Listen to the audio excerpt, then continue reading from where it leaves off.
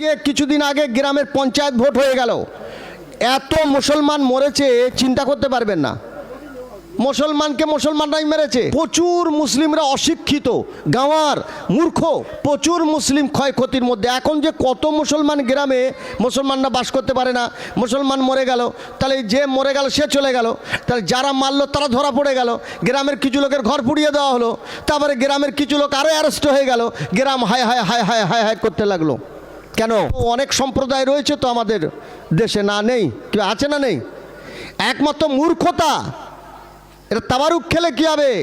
এদের আসলে জ্ঞান বুদ্ধি খোলেনি, এরা আসল জায়গায় যায়নি, এরা শিক্ষার চর্চা নেই, একটা মসজিদে ভালো একটা তালিম নেই, একটা মসজিদে একটা ভালো উপযুক্ত শিক্ষার ব্যবস্থা নেই, যেখানে মানে 3.5 বছর বা 5 বছর থেকে 30 বছরের ছেলেদের ট্রেনিং চলবে, যেখানে মেয়েদের একটা মহল্লায় আপনার 5 বছরের মহিলা বাচ্চা থেকে নিয়ে 55 বছরের মহিলাদের একটা ট্রেনিং দিতে হবে, তবে তো তারা তৈরি হবে।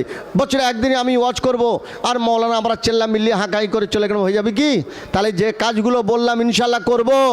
এবারে বাচ্চাদের শিক্ষার জন্য আমরা তৈরি থাকবো, কেউ তৈরি থাকবো না? থাকবো না? মসজিদে শুক্রবার এলান করুন, 20টা ছেলে মিলে বাইতুল ফান্ড করুন, করে আপনারা বলে দিন যে যারা লেখাপড়া করতে পারবে না তারা যেন অবশ্যই আমাদেরকে জানায়, যদি তারা ভর্তি ফি না দিতে পারে আমরা দেবো, বই না কিনতে পারলে আমরা দেবো।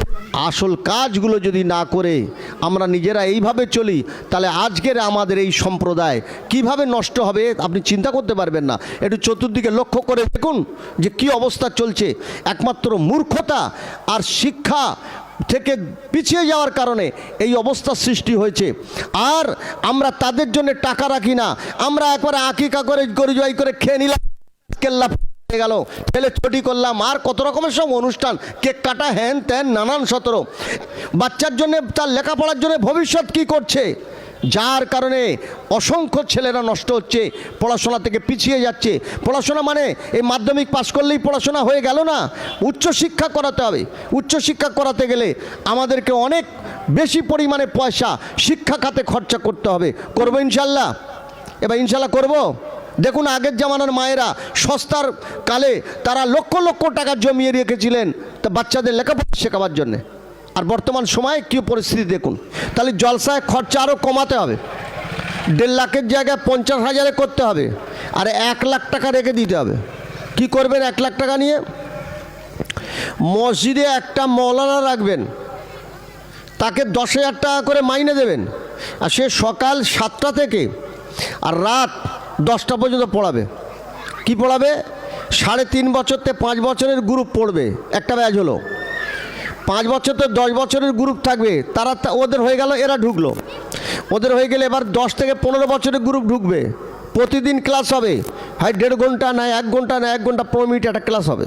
10টা মসজিদ মিলে যদি 1 লাখ টাকা করে দেয় বা 50,000 দেয়, তাহলে একটা অ্যাম্বুলেন্স চলে আসবে।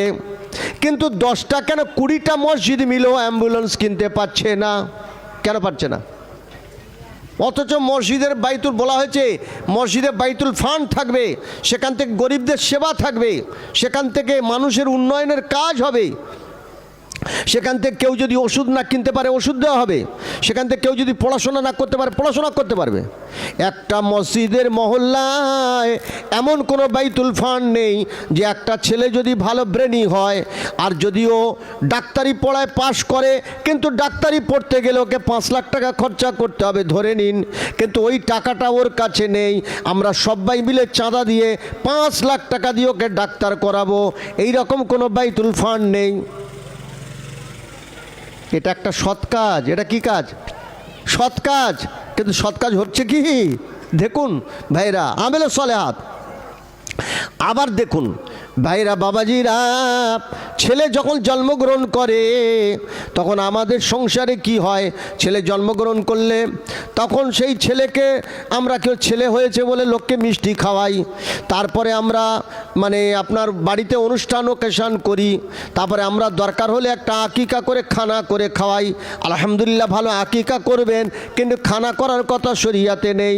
আকিকা করে গোশটাকে 3 ভাগ করে বাড়িতে রাখবেন, একটা অংশ গরিব দুঃখী প্রতিবেশীদের দেবেন আর নিজের আত্মীয় স্বজনকে দেবেন।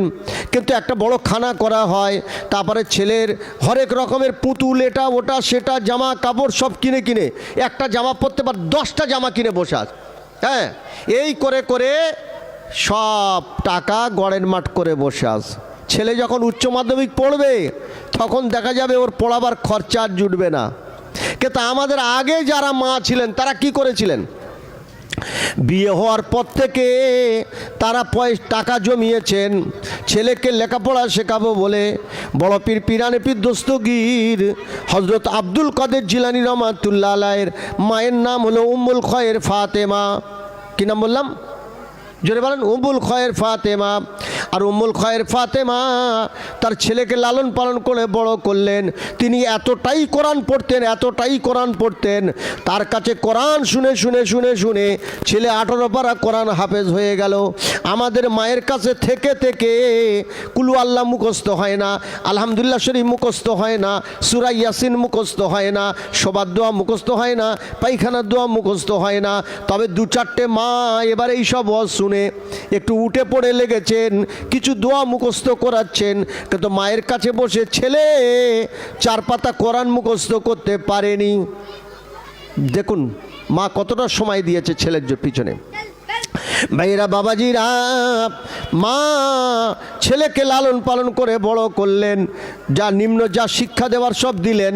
এইবারে 17 বছর বয়স হয়ে গেল, ছেলেকে ডেকে বললেন, বাবা ছেলে, তোমাকে বাগদাদের বিশ্ববিদ্যালয়ে পড়াবো।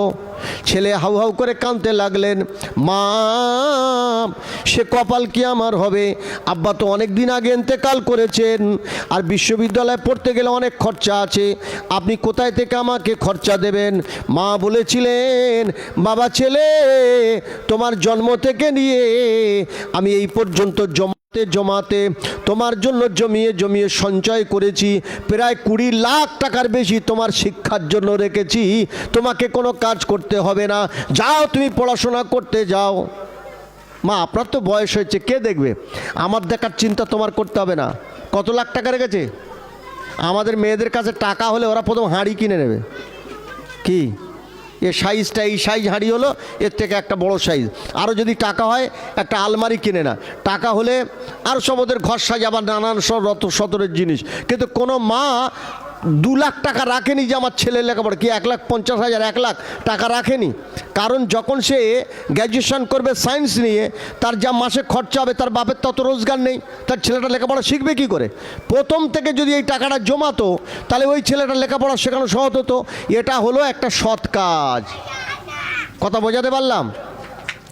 ছেলের ভবিষ্যতে লেখাপড়া শেখাবো বলে এই টাকাটাকে সঞ্চয় করে জমানো, এটা মায়ের জন্য একটা সৎ কাজ হতো। বাইজিদ বোস্তামি রহমতুল্লাহর মা টাকা জমিয়েছিলেন, সুফিয়ান সৌরি রহমতুল্লাহ মা টাকা জমিয়েছিলেন, ইমাম বুখারী রহমতুল্লাহর মা লক্ষ লক্ষ টাকা ছেলের পিছনে খরচা করেছেন। দুনিয়ার বিধবা মেয়ে ছেলেরা, আপনার আমার ফুরফুরা শরীফের আমিরের শরিয়াত মুজাদ্দেদ জামান দাদা হুজুর কেবলা রহমতুল্লাহ আব্বা জান ইন্তেকাল করেন, মা বিধবা। মা তাকে এখানে আপনার কাছাকাছি স্কুল পড়ালেন, শেষ হয়ে গেল কলকাতায় পড়ালেন। এখানে পড়াশোনা শেষ করে বিশ্ববিদ্যালয় কমপ্লিট করে তার মা কি করলেন? মক্কা মদিনায় পাঠালেন। সেখানেও বিশেষজ্ঞ শিক্ষকদের কাছে রেখে দীর্ঘদিন তাকে শিক্ষা করালেন। চিন্তা করুন, মক্কা মদিনায় সেই 100 বছর আগে পাঠানো কত কষ্ট ছিল, কিন্তু তবুও মা করেছেন। কিন্তু আমাদের মায়েরা ক টাকা জমিয়ে জমিয়ে রেখেছে? ওদের খালি ঘরের জানলাটা ঠিক করো, এখানে ফল সিলিং করো, ফল সিলিং ওই ফলসাই পড়বে। কি বুঝেছো না?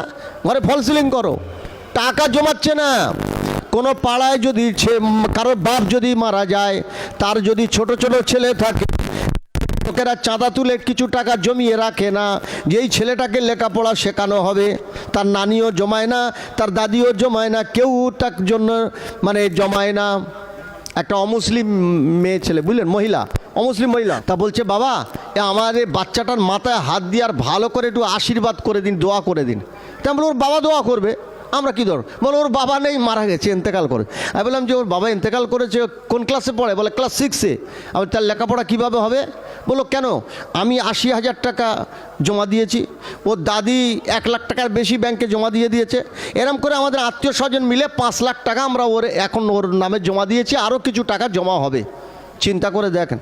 আর আমাদের হলে কেউ মরে গেলে আগে কি করে খানাটা হবে সবাই মিলে মাশওয়ারা করবে। ও মরে গেছে, ওর খানা হবে দুপুরবেলা, সে একবারে সেই জানাজার সময় দাওয়াত দিয়ে দেবে, ভাই সকল আপনার 3 রবিবারে দুপুরবেলা মিলাদ হবে, আপনারা সব খাওয়া দাওয়া করবেন, কুল পড়া হবে, কুল পড়া খুব জোর দানা ঠাকাঠাক পড়ে